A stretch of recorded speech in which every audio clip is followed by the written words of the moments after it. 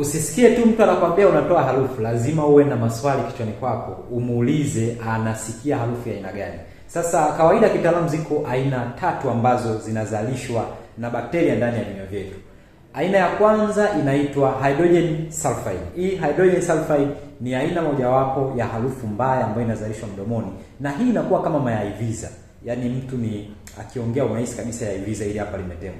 Hiyo ni aina mojawapo ya harufu. Lakini aina ya pili ni harufu kama ya uvundo wa mdomo, ambayo huu mara nyingi utaipata zaidi kama mtu asipoongea kwa muda mrefu, lakini pili mtu anapokuwa amelala akiamka, unakuta mdomo kama umevunda. Sasa hiyo ni aina ya pili ya mdomo ya harufu mbaya mdomoni. Lakini harufu ya tatu ambayo ndio hatari sana ni harufu kali sana, ambayo hii harufu ni ile ambayo hata usipopiga mswaki hata ukipiga mswaki harufu hii huwa haishi mdomoni.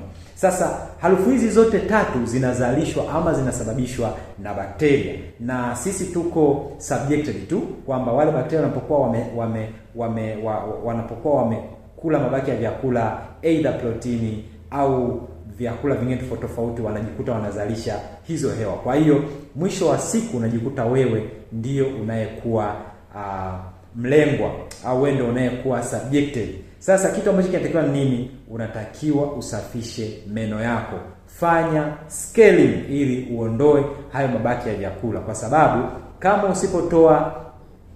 usipotoa hayo mabaki, uwe na uhakika harufu hizi zote 3 zitakuwa ni marafiki zako. Sasa mimi sijui umejiandaaje ama umejipanga vipi, lakini ni lazima ufanye scaling ili uepukane na hali hizi.